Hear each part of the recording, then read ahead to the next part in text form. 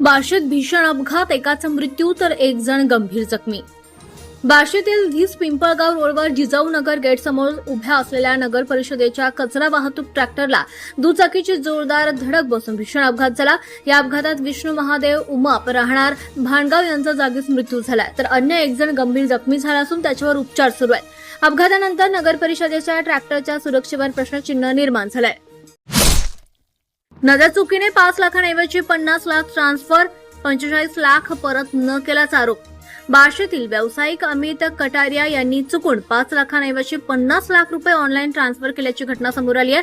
उर्वरित 45 लाख रुपये परत करण्याचं आश्वासन देऊनही संबंधित व्यक्तीनं टाळाटाळ केल्याचा आरोप करण्यात आला.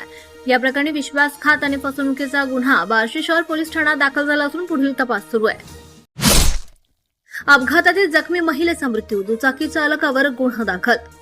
बार्शी परंडा रोडवरील अमन चौक येथे झालेल्या अपघातात गंभीर जखमी झालेला संजीवन ननवरे वय वर्ष 65 यांचा उपचारादरम्यान मृत्यू झालाय. 7 जून रोजी दुचाकीची धडक लागून त्या जखमी झाल्या होत्या. या प्रकरणी दुचाकी चालक सर्जेराव कसबे यांच्या विरुद्ध बार्शी शहर पोलीस ठाण्यात गुन्हा दाखल करण्यात आला असून पुढील तपास सुरू आहे. शाळा सुरू, गेटवर उपोषण. बैराग येथील माध्यमिक आश्रम प्रशालेत प्रवेशोत्सवाचा उत्सव सुरू असतानाच माजी प्रभारी मुख्याध्यापक विनोद थोरे यांनी शाळेच्या गेटसमोर आमरण उपोषण सुरू केलंय. सेवेतून बेकायदेशीरपणे कमी केल्याचा आरोप करत आयुक्तांच्या पुनर्नियुक्ती आदेशाची अंमलबजावणी करण्याची मागणी त्यांनी केली आहे. संस्थेने मात्र कारवाई नियमानुसार झाल्याचं सांगितलं असून प्रकरणामुळे पुन्हा वाद पेटलाय.